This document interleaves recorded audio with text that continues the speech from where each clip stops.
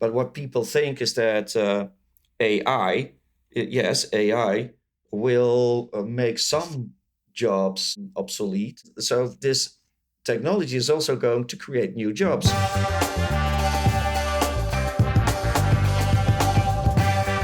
I mean, there are so many angles on the ethics debate, aren't there? I mean, there are people who are maybe creators in their own right. They might be artists, videographers, sculptors, photographers, poets, writers, who find a kind of that they're not quite sure how to navigate this landscape where new creations are being created as kind of derivatives of some of the inputs that they may not have willingly or knowingly shared. And I just wonder whether you, from your perspective, because you are a creator who uses these technologies to make new things, do you have some sympathy with that argument? And how do you talk to artists who are fearful of how to navigate this new world?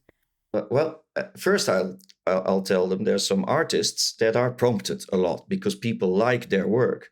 And the work of those artists is not in the system. It is a understanding of the work that is in the system. But if you prompt a bouquet of flowers in the style of a certain artist, then it will look like in the style of that artist. But these artists were not so famous before the boom of people prompting these. So I think it's also an awesome PR tool. There are now artists that can ask large amounts of money for just talks about their experiences with artificial intelligence and how people are prompting them. But they became so famous because all of a sudden it was a thing from people are prompting my name to create work in that looks a bit like my work. And I would say that's awesome. It's free publicity for you. But if you want to opt out, there is still a possibility. You can demand that your work is not in the training model.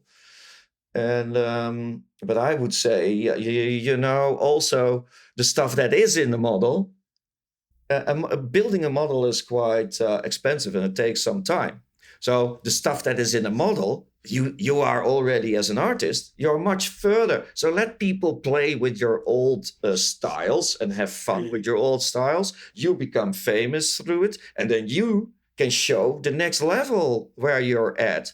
You can show what you're now creating, and people will love it. And it will not be in a model because it's too slow. It takes too much time to put that stuff in the model. And then even though if these stable diffusion is like how do you say, that's a thing too that, but because they are, if OpenAI is the good company, then Stable Diffusion is the bad company.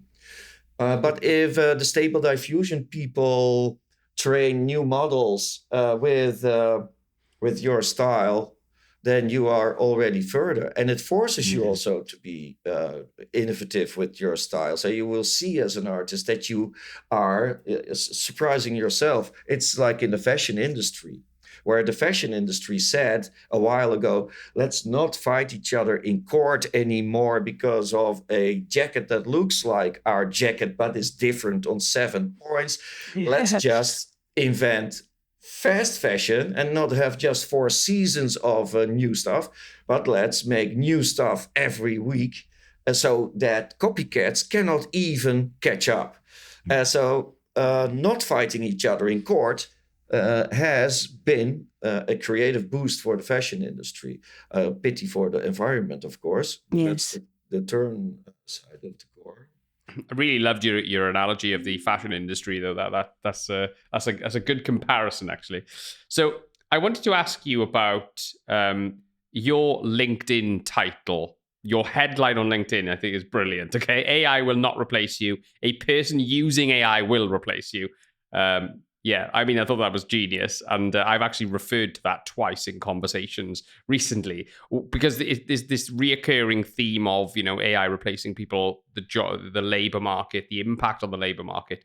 So the question is, Rodger, what do you think the impact on the labor market how profound will it be over the next couple of years, as AI technology evolves? Yeah, it will be very disruptive.